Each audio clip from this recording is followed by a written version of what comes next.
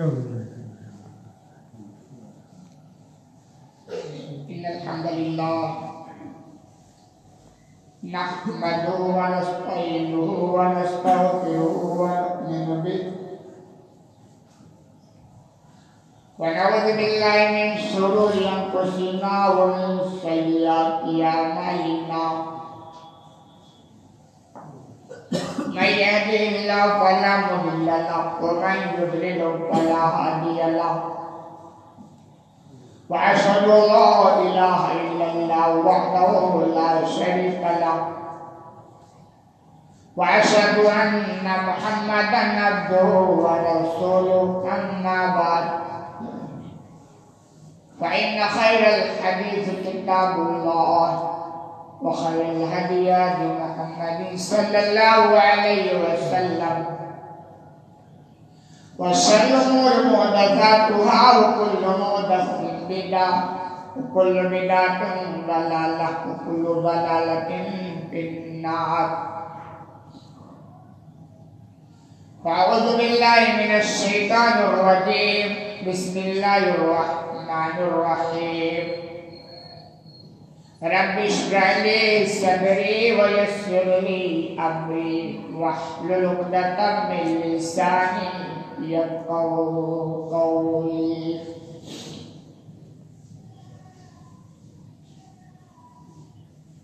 برادران اسلام، حاضرین جمعہ، دینی و ملی بھائیوں، بزرگوں اور دوستوں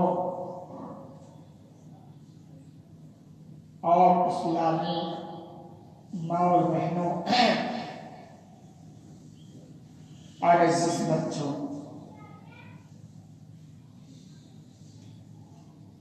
اس سے قبل کے خطبے میں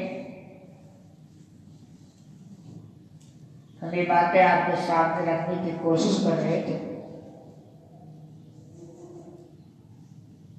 کہ الحمدللہ ہم مسلمان ہیں، تو ہماری زندگی میں فیصلے اسلام کے مطابق ہونے چاہیے،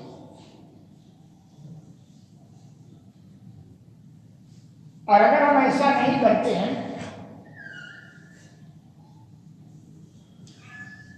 تو پھر ہمارا توحید مکمل نہیں ہے۔ فیصلے کی الگ الگ شکلیں ہیں۔ ایک فیصلے وہ ہیں جو زبردستی ہمارے بارے میں کیے جاتے ہیں، اس سے ہم راضی نہیں ہوتے۔ مثال کے طور پر آپ کو کوئی پھنسا کر کے کسی عدالت میں لے گیا، اب تو آپ کو وہاں جانا مجبوری ہے، کوئی اسلامی عدالت تو ہے نہیں، وہ جیسے بھی فیصلہ کرے گی آپ کو ماننا پڑے گا، یہ آپ کی مجبوری ہے۔ اصل بیٹر یہ ہے کہ دو مسلمان کسی معاملے میں الجھ جائیں اور وہ چاہیں تو اسلام کے مطابق وہی بیٹھ کر کے فیصلہ کر سکتے ہیں، لیکن پھر بھی وہ ایسا کرنے کو تیار نہیں ہے، بلکہ اسے عدالت کا رخ کرتے ہیں جس کے بارے میں ان کو اچھی طرح پتا ہوتا ہے کہ وہاں انصاف کا جنازہ پہلے پڑھایا جائے گا، کسی نہ کسی پر ظلم ہو ہی جائے گا، اسلام کے مطابق نہیں بلکہ اسلام کے خلاف فیصلے ہوں گے، یہ سب پتا ہوتا ہے، پھر بھی ہم وہی جانے کو تیار ہوتے ہیں۔ اس کا یہ مطلب ہے کہ آپ اسلامی فیصلے پر راضی نہیں، اس کا مطلب یہ ہے کہ اللہ نے جو ہمیں قانون دیا ہے، اللہ نے جو ہمیں اصول دیا ہے، اس پر ہم اتفاق کرنے والے نہیں۔ ایسے جتنے لوگ ہیں ہر ایک کو بیدار ہو جانا چاہیے کہ ہمارے توحید کی جڑ میں گھن لگ چکا، اس کا علاج ہونا چاہیے. اور یہ باتیں سننے کے بعد دوسروں پر کمنٹ کرنے کی ضرورت نہیں ہے، اپنی زندگی جھانکو اور پڑھو، اپنا موازنہ کرو کہ جب فلاں وقت ہمارے گھر میں فلاں میٹر ہوا تھا اور اس میں یہ فیصلہ ہو گیا تھا اور اس سے ہم بہت خوش تھے، تو کیا وہ فیصلہ اسلام کے مطابق تھا یا نہیں تھا؟ یہ اپنے اوپر چھاپو. چنانچہ اللہ سبحانہ و تعالی کتاب حکیم کے اندر ارشاد فرماتے ہیں أَلَمْ تَرَ إِلَى الَّذِينَ يَزْعُمُونَ أَنَّهُمْ آمَنُوا بِمَا أُنزِلَ إِلَيْكَ وَمَا أُنزِلَ مِن قَبْلِكَ. کیا نبی کیا آپ نے ان لوگوں کو نہیں دیکھا جن کا دعویٰ یہ ہے کہ وہ اس کتاب پر بھی ایمان رکھتے ہیں جو آپ پر اتاری گئی ہے، اور اس کتاب پر بھی ایمان رکھتے ہیں جو آپ سے پہلے اتاری گئی ہے. اللہ نے نبی کو کہا یہ سب دعویٰ کرتے ہیں، لیکن عملی زندگی اگر آپ دیکھیں گے تو کیا ہوگا؟ اللہ نے آگے کہا یریدون ان یتحاکموا الی الطاغوت، لیکن جب ان کی زندگی میں فیصلے کا وقت آتا ہے تو طاغوت کا رخ کرتے ہیں، طاغوت کی طرف جاتے ہیں، اللہ اس کے رسول کی طرف نہیں آتا. طاغوت ہم نے کہا ہر وہ چیز جو اسلام کے راستے میں روڑا لگتا ہے، شیطان بھی ہو سکتا ہے، ظالم بادشاہ بھی ہو سکتا ہے، وہ حاکم بھی ہو سکتا ہے جو اسلام کے خلاف فیصلہ کرے، یہ سب طاغوت کی شکل میں.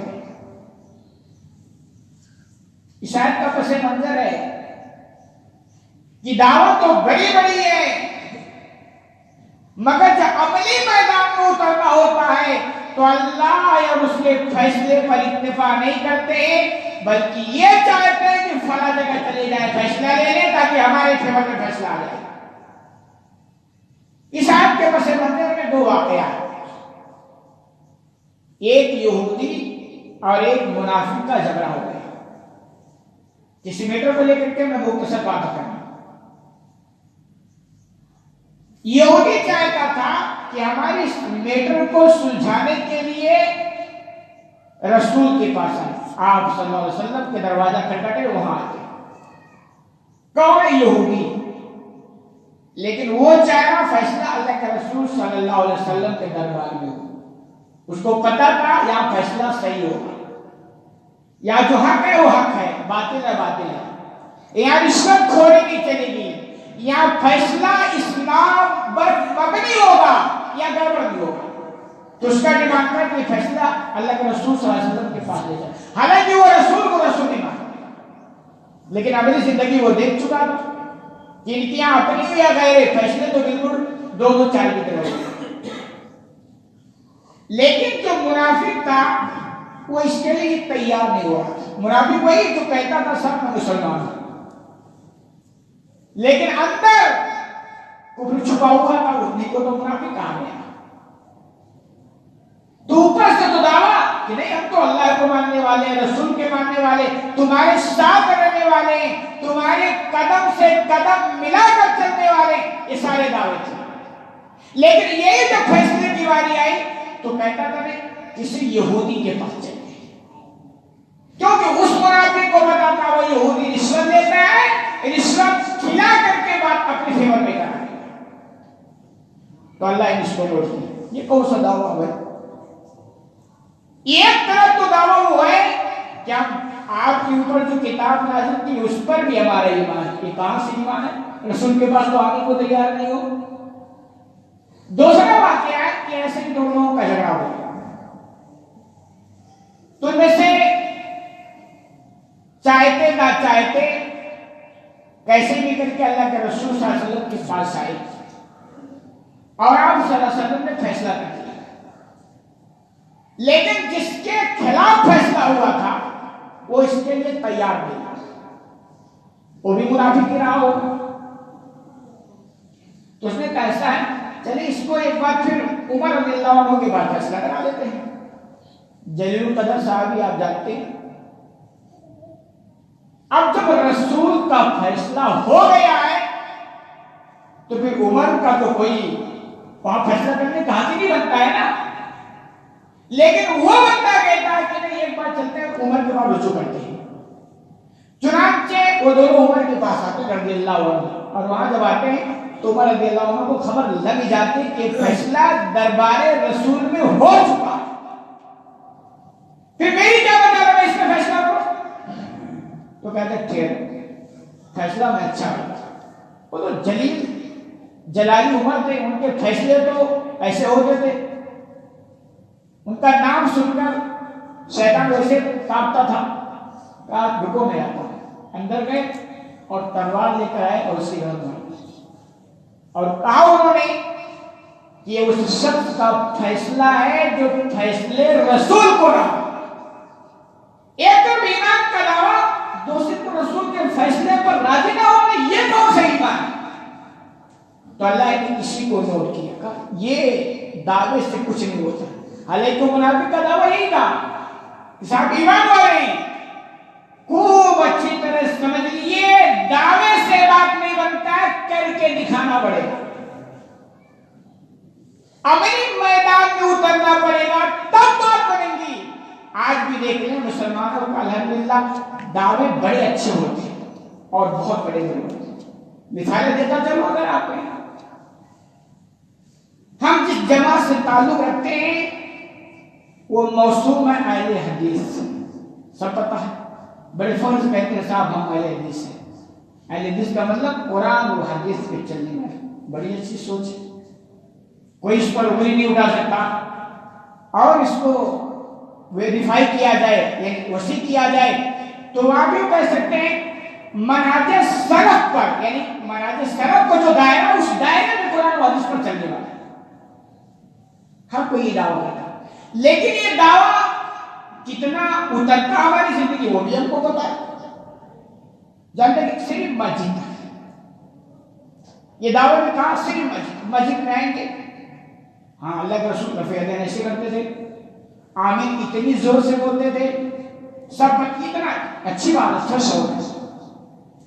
لیکن یہی فیصلے جو ہماری ان معاملات میں پڑتا ہے جہاں نقصان اور فائدے کی بات آتی ہے تب ہماری اہل حدیثیت کا آتا پتہ نہیں لگتا.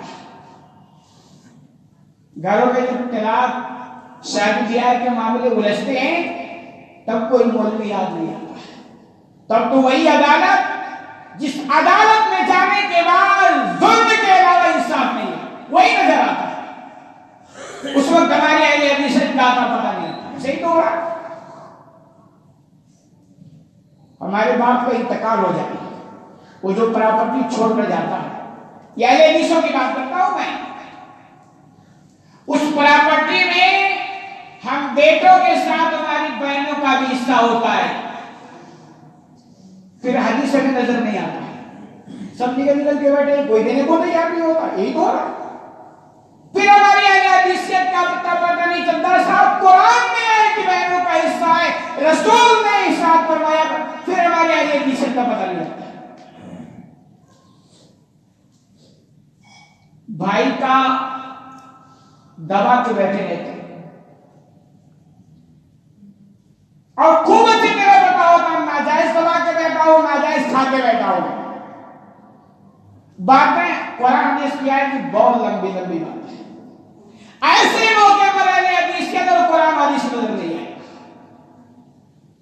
تو دعویٰ تو بہت اچھا ہے, آپ ایمانداری سے بتائیں, باتیں بڑی فرق ہیں مگر حقیقت پر مبنی ہے. کیا اس دعوے کی بنیاد پر ہمیں نجات مل جائے گی؟ فیصلے ہم قرآن حدیث سے نہیں کرتے, صرف دعویٰ کرتے ہیں. کبھی بھی اس غلط فہمی میں نہ رہنا کہ اہل حدیثیت کا دعویٰ کرنا یا لیبل لگانے سے آپ کو نجات کا راستہ دے دیا جائے, اس غلط فہمی کا کبھی اترنا. صرف ہمارے یہاں بات نہیں ہے, ہر ایک کے یہاں یہی معاملے ہیں. لیبل سب کے یہاں اچھے اچھے ہیں. اہل سنت والجماعت لیبل آپ نے سنا ہوگا, بلکہ جتنے بھی مسلمان ہر کا کہا کہ اہل سنت والجماعت نہیں ہے. جانتے اس کا کیا معنی ہوتا ہے؟ اہل سنت یعنی سنت پر چلنے والے، والجماعت لیبل دیکھیں دعویٰ جو ہوتا ہے، والجماعت صحابہ کے نقش قدم پر چلنے والے۔ ابھی رجب کا کنڈا چلتا ہے کہ جنتا آپ لوگ اچھی جانتے ہیں، جو دعوت زیادہ کرتے ہیں، بھائی کس صحابی نے رجب کا کنڈا بنایا ہے؟ جمعرات کا فاتحہ مس نہیں ہوتا، اہل سنت والجماعت کا دعویٰ ہے۔ کون سے صحابی جمعرات کا فاتحہ دیتے اور دلواتے تھے؟ باتیں بڑی توخیر مگر حقیقت میں بڑی، بلکہ سارا کام سنت اور جماعت کے خلاف ہو رہا ہے، لیکن دعوے میں کوئی کمی نہیں آئی۔ یہی تو ہو رہا ہے، جتنے بھی مکاتب فکر ہیں ہر ایک کے آپ دیکھ لیں دعوے میں کوئی کمی نہیں رکھتا، ہر ایک کا دعویٰ بڑا اچھا ہے۔ لیکن اللہ کے بندو اسے نوٹ کر لو، دعوے سے نجات نہیں ملے گی، آپ کا عملی زندگی دیکھا جائے گا، آپ کے عمل دیکھے جائیں گے۔ تو ایسے وہ دعویٰ کرتے تھے، اللہ نے کہا دعوے کرنے سے کیا ہوتا، فیصلے تمہارے کہاں ہو گئے؟ اور آگے اللہ نے فرمایا وَقَدْ أُمِرُوا أَن يَكْفُرُوا، حالانکہ انہیں حکم دیا گیا تھا کہ ایسے طاغوت کا انکار کریں، یعنی فیصلے اللہ کے حساب سے ہوں گے، اس کے رسول کے حساب سے ہوں گے، ان طاغوت کے حساب سے نہیں ہوں گے۔ وَيُرِيدُ الشَّيْطَانُ وَيُضِلَّهُمْ ضَلَالًا بَعِيدًا، لیکن وجہ کیا ہے؟ ان کی پیچھے شیطان لگا ہوا ہے۔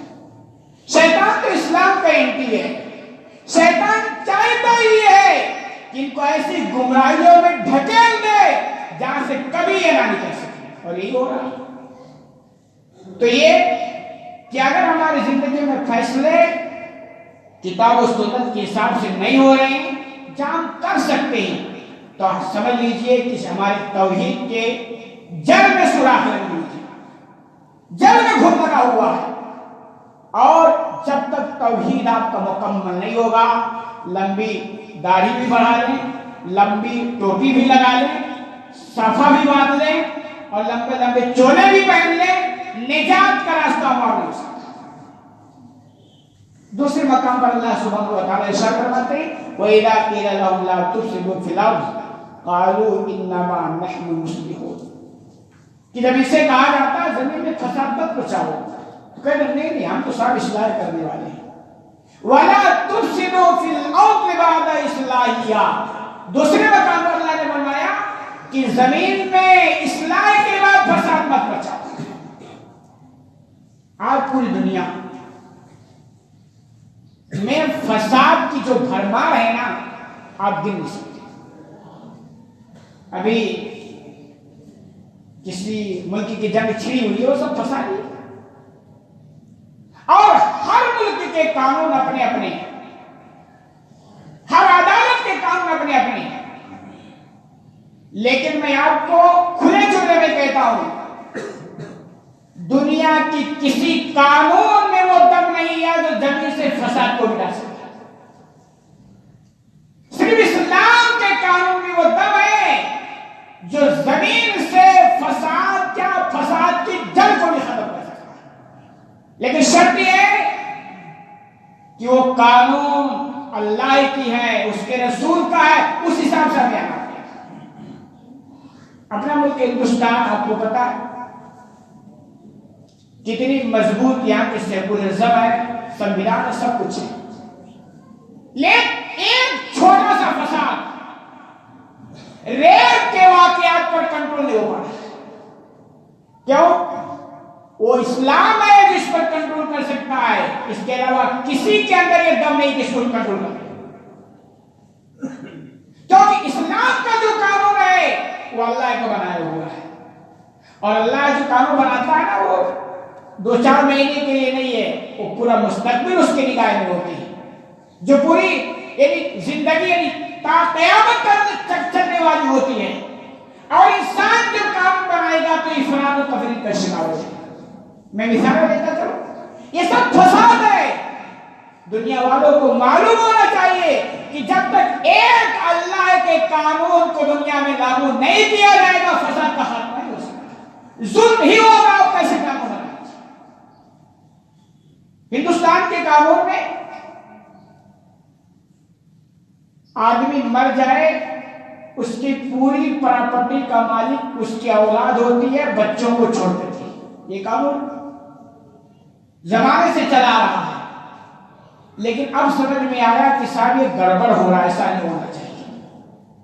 تو اب اس کی نئے قانون بتا رہے، نیا قانون یہ ہو گیا ہے، کیا اگر کوئی مرتا اور اس کی کوئی وصیت نہیں ہے تو جیسے اس کی اولاد میں بیٹے مالی ہوں گے ویسے بیٹیاں بھی مالی ہوں گی، ابھی ہو گئے۔ اور یہ بات آج سے 1400 سال پہلے اسلام میں بات ہے کہ بھائی اس باپ کی اولاد میں جیسے تم بیٹے ہو ویسے بیٹیاں بھی۔ یہ کیا کفر ہے بھائی؟ وہ بیٹی ہے، وہ پراپرٹی کی مالک نہیں ہوگی، اور آپ بیٹے ہو، آپ پراپرٹی کے مالک ہو گئے۔ زمانے سے اس ملک میں اس قانون کی وجہ سے ظلم ہوتا آ رہا ہے، لیکن سمجھ میں کسی کے نہیں آیا، اب سمجھ میں آ رہا ہے۔ تو اب اس ظلم کی شکل بدل گئی۔ اب کیا ظلم ہو گیا جانتے ہیں؟ اسلام نے کہا تھا بھائی یعنی مرد کو ڈبل اور عورت کو سنگل ملے گا، یعنی 3 روپیہ ہے تو 2 روپیہ بیٹا کو ملے گا، 1 بیٹی شکل بتایا تھا۔ لیکن ہم کیا کر رہے تھے؟ قانون بھی ہمارے فیور میں تھا تو اب سارا نکل جا رہے تھے۔ اب قانون یہ کہتا ہے کہ اگر 4 روپیہ ہے یا 3 روپیہ ہے اور 1 بیٹا 1 بیٹی تو 1.5 یعنی برابر کرنا جو اسلام۔ اب کیا ہوگا؟ اب آدمیوں پر ظلم ہوگا۔ اب جانتے کیا ہوگا؟ ابھی تک اپنے قانون کا سہارا لے کر اپنے بہنوں پر ظلم کیا تھا، اس نے میری بات کو نوٹ کر لیں۔ اب آگے کیا ہوگا؟ اب یہ ہوگا کہ ہماری بہنیں اس قانون کا سہارا لے کر ہم بھائیوں پر ظلم کریں۔ یہ ہونے والا آپ دیکھ لیں۔ اس کی وجہ کیا ہے؟ دنیا والوں نے انصاف کا جو ڈیفینیشن سمجھا نا وہ ٹوٹل غلط سمجھا۔ انصاف کا مطلب سمجھا نا ایک دم برابر 2 2 4 نہیں، انصاف کا مطلب ہوتا ہے کہ آپ اس کی فطرت کا خیال کرتے ہوئے انصاف کرو۔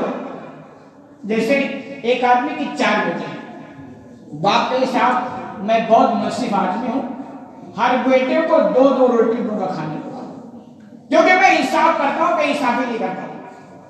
اب جیسے میں 4 بیٹوں میں کسی کا پیٹ بڑا ہے، کسی کا چھوٹا ہے، کسی کا 1 سے پیٹ بھرے گا، کسی کا 4 روٹی سے پیٹ بھرے گا، تو آپ کہو صاحب یہ انصاف چونکہ میں کرتا ہوں میں تو ایسا کروں گا چاہے کسی کا پیٹ بھرے یا نہ۔ یہ انصاف ہے؟ انصاف نہیں ہے۔ انصاف تو یہ ہے اس کی فطرت کے حساب سے آپ انصاف کرو کہ بھائی جس کا پیٹ 2 روٹی میں بھرتا ہے اب 2 روٹی میں بھرتا، جس کا پیٹ 4 روٹی میں بھرتا ہے اس کا 4 روٹی میں بھرو، ورنہ ظلم ہو جائے گا۔ تو ایسے اسلام کا جو فطرت کے خلاف نہیں، فطرت کے مطابق انصاف ہوتا ہے۔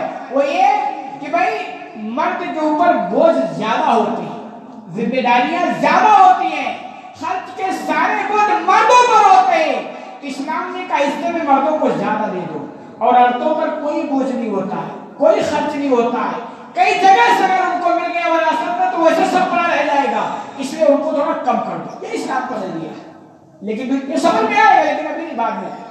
تو میں یہ کہنا چاہتا ہوں یہ ساری چیزیں جو ہم مل بیٹھ کر قرآن و حدیث کے مطابق فیصلہ کر سکتے ہیں، کرنے کو تیار نہیں ہے، یہ بتلاتا ہے کہ ہمارا توحید مکمل نہیں ہے۔ یہ ہمیں آگاہ کرتا ہے کہ جو ہمارے توحید میں کمی ہے، اور جب تک ان چیزوں کو ہم قرآن و حدیث کے مطابق حل نہیں کریں گے فساد کا ہاتھ نہیں ہوگا۔ ایک دوسرے مقام پر اللہ سبحانہ و تعالیٰ ارشاد فرماتے ہیں افحکم الجاہلیت یبغون، کیا یہ جاہلیت کے فیصلے چاہتے ہیں؟ یعنی اتنا اچھا فیصلہ، ومن احسن من اللہ حکما لقوم یوقنون، ایمان والی قوم کے لیے اللہ سے بہتر فیصلہ کرنے والا کوئی نہیں ہوگا۔ یعنی ہم ایمان والے ہیں تو ہمارے لیے کافی ہے کہ اللہ کا فیصلہ بس، رسول کا فیصلہ بس۔ اگر تم اس پر اتباع نہیں کرتے ہو تو کیا وہ جاہلیت کے فیصلے جن فیصلوں پر ظلم ہوتا تھا وہ فیصلہ تم کو چاہیے؟ اور یہ سوال ہمارے لیے بھی ہے کہ ہمارے پاس قرآن حدیث ہے جس میں ہر فیلڈ میں آپ کو رہنمائی الحمدللہ مل جائے گی، چاہے ڈائریکٹ ملے یا انڈائریکٹ مگر مل جائے گی۔ اس کے باوجود ہم فیصلے یہاں نہیں ڈھونڈتے ہیں، ایسی جگہ ڈھونڈتے ہیں جہاں پتہ ہے کہ قرآن و حدیث کے خلاف فیصلہ ہوگا۔ انصاف کا پہلے پوزیشن میں جنازہ پڑھا دیا جائے، لیکن پھر وہی رجوع کرتے ہیں. یہ کام ہے اسلام، یہ کام آنا توحید ہے. توحید کا مطلب یہ نہیں کہ صرف نماز میں اللہ کو یاد کرو، باقی سارے کام جس کے مرضی سے چاہو اس کو مرضی سے کرو. یہ توحید کا مطلب صرف یہ نہیں ہے. توحید کا مطلب ہے لا الہ الا اللہ، نہیں ہے کوئی حقیقی معبود سوائے اللہ کے. یعنی ہر حال میں اللہ کی مرضی کا آپ کو خیال کرنا ہوگا، ہر لمحے اور ہر پل میں اس کے قانون کو اپنی زندگی میں لاگو کرنا پڑے گا، پھر جا کر کے آپ کا توحید مکمل ہوگا. ایک دوسرے مقام پر صحیح حدیث ہے، آپ صلی اللہ علیہ وسلم نے فرمایا لا یؤمن احدکم حتی یکون ہواہ تبعا لما جئت بہ، کہ تم میں سے کوئی شخص کامل مومن نہیں ہو سکتا، یعنی ایمان مکمل نہیں ہو سکتا ہے یہاں تک کہ جو کچھ میں لایا ہوں اس کی خواہشات اس کے موافق ہو. یعنی کبھی یہ ہوتا ہے کہ بہت ساری چیزیں دل کچھ اور کہتا ہے مگر اللہ اس کے رسول کا فرمان کچھ اور ہوتا ہے. اب ایسے موقع پر ہمیں دیکھنا یہ ہوگا کہ ہم جاتے کدھر ہیں. فجر میں اذان ہوتی ہے، کان میں آواز آ رہی ہوتی ہے، دل چاہتا ہے کہ گرم گرم بستر نہ چھوڑیں، صحیح ہوتا ہے نا. شیطان کہتا ہے تھوڑا یہی تو بہترین سونے کا وقت ہے.